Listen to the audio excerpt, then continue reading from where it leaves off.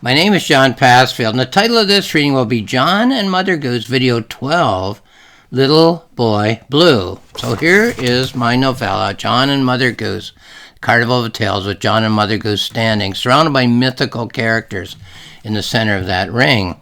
While driving his granddaughter home from daycare, John suddenly finds himself standing in the midway of a carnival of Mother Goose fairy tales. He's greeted by Jack, of Jack and Jill fame, who tells John that Mother Goose is expecting him, as she has a role for him to play. But what does Mother Goose want? And why does she think of John as a writer of detective stories? And why, when she meets John, does she greet him as almost a long-lost son? And for that matter, why do so many of the fairy tale characters have different stories that they want John to write for them, instead of the ones in which they've lived for hundreds of years? John is not a mythical creature. He's only a human after all. But can he save the Mother Goose Carnival? Can he solve the mystery of the vanishing fairy tales? Well, in chapter 5 of the story, John continues strolling the midway of the Mother Goose Carnival tales with Mother Goose and watching the stories that are being presented on the stages. After each presentation is complete, Mother Goose introduces John to the main character of that presentation. Then John and the main character sit in a character tent and talk. So in this chapter, chapter 5, John and Mother Goose watch the nursery rhyme of Little Boy Blue. Little boy blue, come blow your horn. The sheep's in the meadow, the cow's in the corn. So let's start with the performance. We'll go to page 29. And have a look at how this particular nursery rhyme is performed on stage. Excuse me again. The faded sign says, Little Boy Blue, come blow your horn. Okay, leaving some material out. Two stage hands come out on stage. One shakes out a green rug, which looks like grass, and places it on one side of the stage. The other stagehand carries a frame of fence rails which holds corn stalks and places the frame on the other side of the stage. Okay, and then moving a few pages further on, we pick up on this. A stagehand comes out on stage leading a sheep with a rope and a weight. The stagehand places the weight down on the carpet of grass, and the sheep looks out at the audience. A second stagehand comes out leading a cow with a rope and a weight. He places the weight next to the stand of corn. The cow and the sheep stand on the stage and look at the audience. Little Boy Blue comes out on stage. He acknowledges the smattering of applause with a slight smile. He moistens his lips, and then he raises his horn and adjusts his pucker and begins to blow on the horn. Now, at the end of the performance, Little Boy Blue is taking his bow to a smattering of applause as two stagehands come out to clear the stage. Mother Goose tells me that she will introduce me to Little Boy Blue. So, that was nice to meet a celebrity. So here we go back to page 29 with John and Little Boy Blue in the character tent, the tent where all the characters congregate after their performances are over. And Little Boy Blue launches into a story that he would rather act in, other than the one he has found himself acting in for at least 100 years. I'll be born on the wrong side of town, John, in this story, so my tale will be pretty basic, brutal and blunt when you write it for me. Little Boy Blue puts his horn on the table and settles down to tell me his yarn. There's a word you might not want to use, John. Don't know how nasty you get in your books. You might want to call it politely a house of ill repute to protect your reader's ear, John. But it's a whorehouse in the lingo I'm using with you. I'm just a little boy, and one day a customer can't pay. There's a rumor that he's my father, but I wouldn't know. The thing that started the rumor, John, is my mother's favorite song. You are my sunshine. Night after night he's been trying to learn it, but it's just no go. So anyway, he has this sheepish look because he tells the girls he's broke, but he says he'll leave his battered horn behind. There's a slight twitch when he's nervous beside his left eye. He says he's never been a great horn player. Maybe the kid could give it a try. He says there's a battered fiddle in the pawn shop. Maybe he'll have some better luck if he saws the strings. He puts the old horn in my hands, John. There's that twitch in the eye again. And I press my face against the screen door and watch him go. So that's scene one of the story that Little Boy Blue would rather act in. Okay, let's have a look at scene two of his story, his preferred story. Well, that horn makes me a prodigy, John. I pick it up and it comes alive. I become the youngest horn player to make the scene. Every joint from New York to Chicago, every dive from there to L.A. Diamond rings on all my fingers. They catch the lights as I rear back and play. Smoking rooms and late nights and wads of dough. And no matter what goes down, John, bar fights, police raids, broken pool cues on the floor, I end the gig with my mother's favorite song, You Are My Sunshine. But the whole scene begins to turn sour, John. Dark forces lurk in the woodwork. Shades of a whorehouse lure over me. Fiends snatch at me from hell and drag me down. Drug addiction.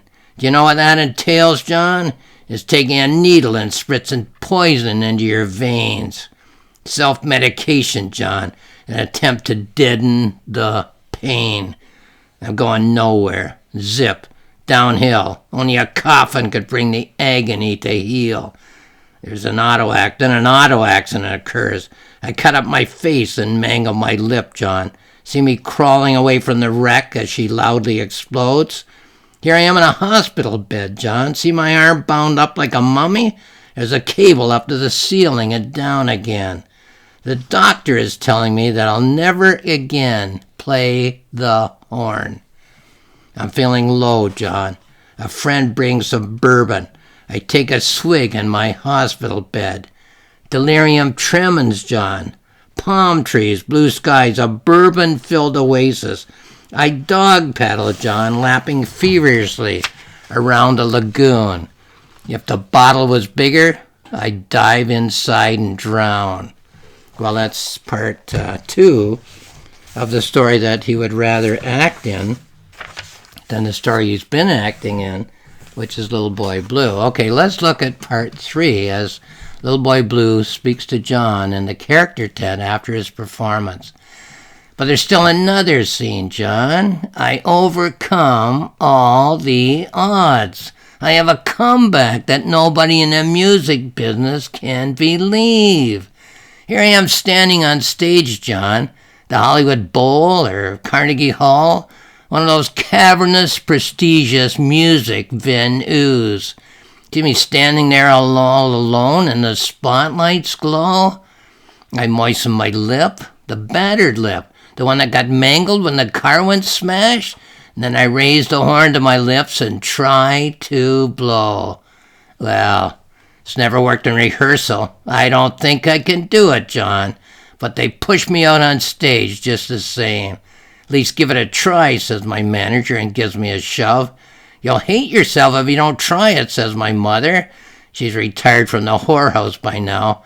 And there's other friends as well. All the hobos and the bums that I met when I was lying in those alleys with 2 or 3 needles sticking out of my arms. They're sitting with bated breath in the very first row. Well, I'm standing there on stage, John. I know I can't play the horn. But then a miracle starts to happen. I see it walking across the stage. You guessed it. My father turns up out of nowhere just for this scene. His eyes twitching as he tells me that I am his son. I feel new life in my lip, John. He twitches and whispers again. He says he will marry my mother and make her legit, but only if I play her favorite song, You Are My Sunshine. Then he goes and sits beside her and they hold hands.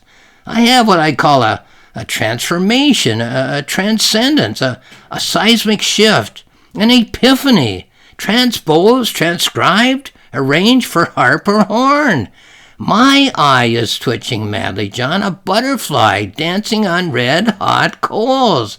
I lift the horn to my lips, and then I blow. Well, you won't believe this, John. There won't be a dry eye among your readers. Their tears will blur the pages of your book. The purest notes your readers have ever heard, John. Their eyes will look up to the ceiling. They won't believe these notes are coming from a human horn. Sure, there's no music in a novel, John, but I'm sure you can do it with words. You got to make your readers believe they're hearing these notes. In my mind, I see thousands of readers humming along. Little Boy Blue has told me a story. All the tents have been battened down. The nursery rhyme characters sit and chat. It's a long way from the sheep in the meadow, the cows in the corn. And there could be a sequel, John. It's a saga, I'm sure you'll agree. Remember my father and the old battered fiddle? We'll get together and play duets, form a father and son duo, and go out on the road. We'll work up an act for a Vegas performance. I replace Gabriel on the Day of Judgment. He develops a cyst on his throat. And my father spells off Nero on the day that Rome burns. One of those big extravaganzas that Vegas does so well. The special effects, John, you can describe as out of this world. The two of us go on tours all over the world, John. Stadiums bursting and airports crazy with eager fans. We appear with symphony orchestras and teach them my mother's song, You Are My Sunshine. Father and son together like brothers, together like pals. We do commercials for horns and fiddles. It starts a worldwide musical craze. The money comes rolling in like a tsunami, a mile-high tide. We'll be the biggest stars of our time, John. Bigger than kings, bigger than popes. We could spin this out forever. Ever franchise any of your books? For the finale, we'll get a father-son TV show. One of those religious TV talk shows, John. My mother could tell her a story as well, as father and son play her song with a 1,000-voice choir in white robes. You are my sunshine. As the roof of the cathedral set opens, and angels, wings flapping, are lowered down on wires, every angel complete with a basket for gathering tithes. Well, that's the third section or chapter of a story which Little Boy Blue would rather act in than the nursery rhyme into which he's been born or created.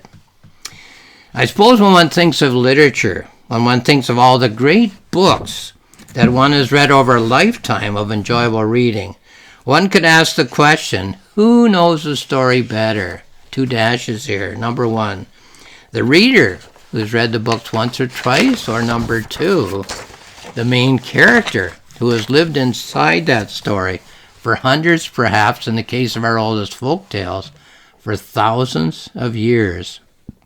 Well, here we have Little Boy Blue, who sits with John in the character tent and tells John that he no longer wishes to live and act in the story that the world knows as his nursery rhyme. He claims that he feels destined for other things, better things, bigger things.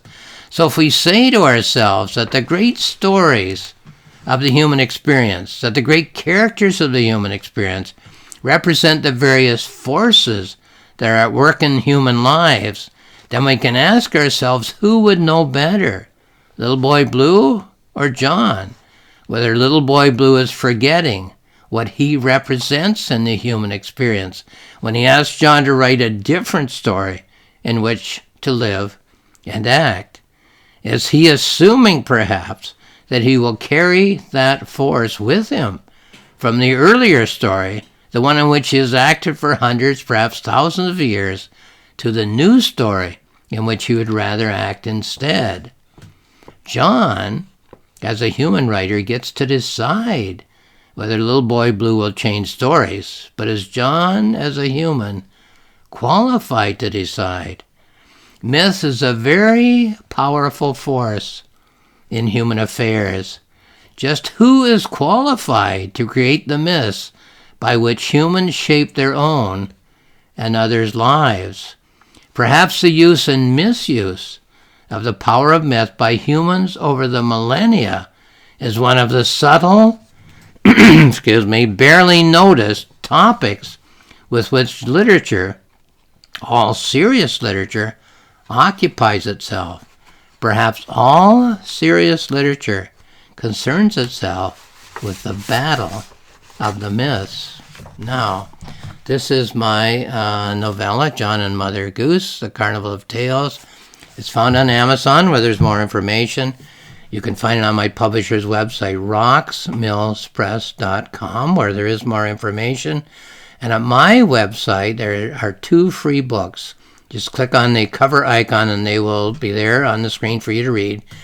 The planning notebook for this novella, and the journal, the reflective journal. One shows the progress I made as I worked my way through the planning and writing, and the other shows my reflections as I was polishing the completed novella, taking in all of the topics that a writer thinks of when writing a book of this nature. Lastly, I'll just say thank you for watching this video.